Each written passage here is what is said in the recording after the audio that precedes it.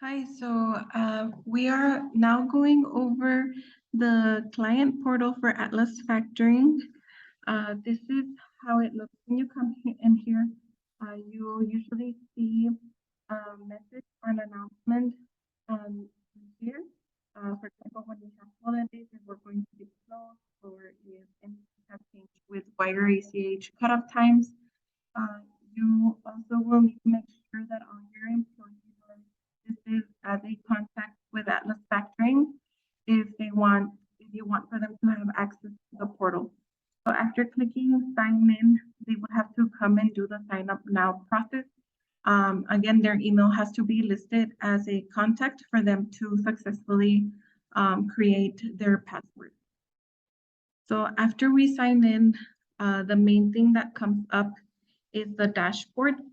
The dashboard is basically a summary of the entire account. You'll get to see the available amount for release on reserves. You get to see pie charts, graphs, and just a summary on the entire account. You also have these 4 tabs. Request credit is the same thing as credit request.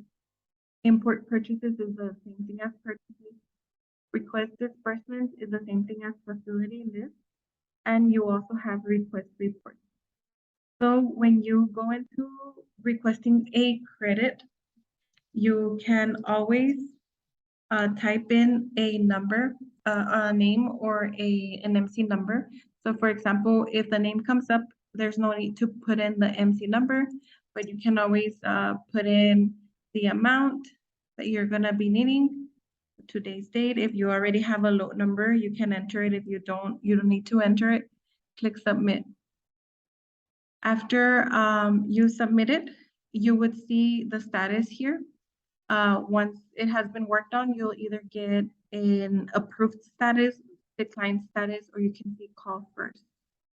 You can always also submit any new debtors. So let's say we're adding a ABC transport and it doesn't come up. So then you would click add new and fill in all this information, then click submit. And it'll add up to this list here. And it will also come up as pending until somebody in the credit department works on it and gives you a response.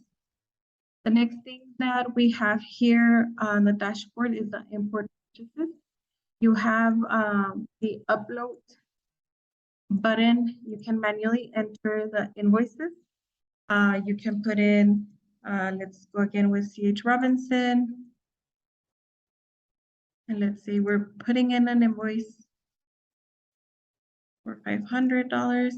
You can either drag and drop your files here or browse and attach your paperwork and then click save or add another if you have more invoices. But if this were to be the only one, you would click save, and after you are done adding all your invoices, you click submit. It's very important to click submit. If we do not click submit here, Atlas will not receive any of the invoices. So you click submit, and you can see here, this one is processing. That means Atlas has received the documentation. If it is incomplete, then it means it probably stayed listed here, but it was never submitted. Okay, the next thing that we have on the dashboard is the request disbursement or facility list. This is where you can come to request the reserves. So out of the available balance, let's assume we're going to be requesting $5,000. Under account, you would see ACH, wire, and you would select whatever payment method you'd like. And you can always type in a description. Please release ACH with the rest of today's funding or tomorrow's funding. Click submit, and then Atlas will be receiving your request. The next thing is request reports. So we have all of these reports: an aging report, cash receipts report, which is everything that we receive in payments, no buy debtors report, which is the report of the debtors you previously have worked with that are now in the no buy list. outstanding free funds, which is the list of the fuel transactions that you still owe to Atlas. Partial payments report is also a list of payments that we received, but this only includes short or over payments. Payment history report is similar to the cash receipt, but this report will come in Excel filtered by debtor. Refund history report is all the transactions for fuel that you have used, whether they have been charged or not. Purchase summary report. This report is available in PDF and Excel, and you can select it by date range if you would like to see what we have purchased the last month or maybe from last week to today. And you also have the reserves report, so you get to see the payments that we are receiving, how much of each invoice is accumulating to your reserve. Then you also have the debtors tab. This debtors tab, you can either plug in a debtor's name. If you do not find the debtor, then that probably means you need to submit a credit request. But let's assume you only want to see a list of the debtors. You can leave this blank, click search, and you'll see a list of all the debtors.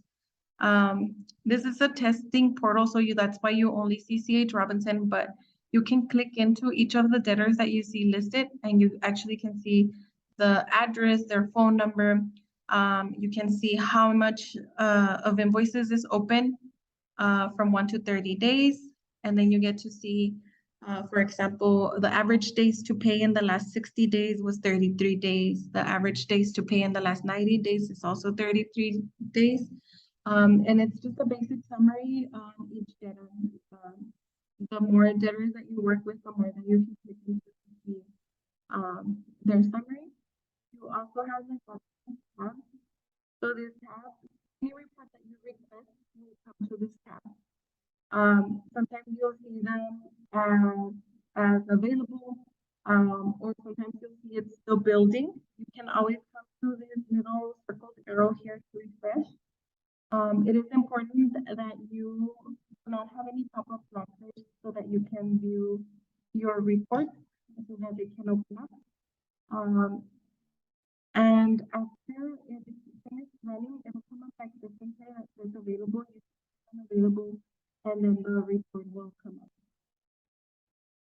The next thing that we have here is the Invoices tab. The Invoices tab, you can either search a specific invoice number that you've already sold to, or if you want to see a list of all the invoices, you can just leave everything blank, click search.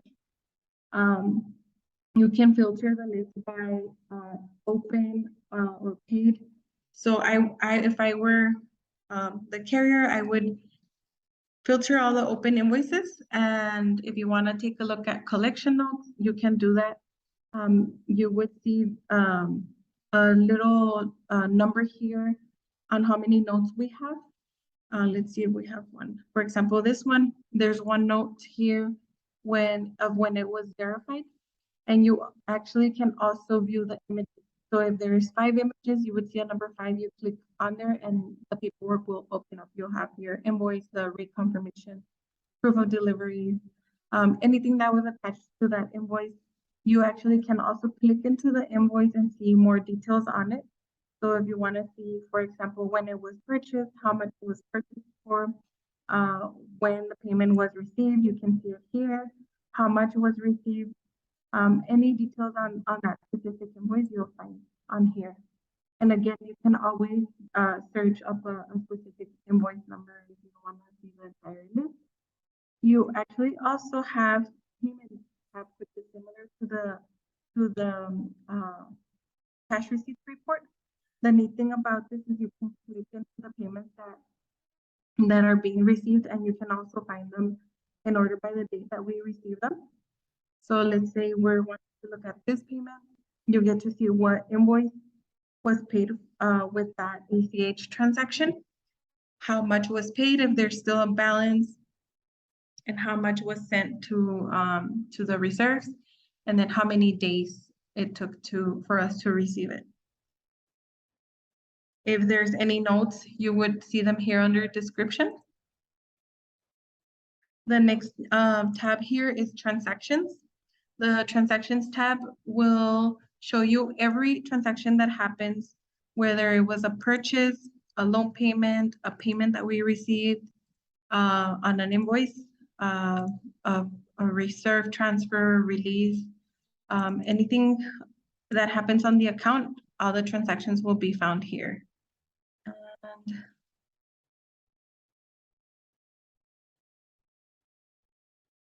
here you can actually also filter by the type of transaction that you want to see.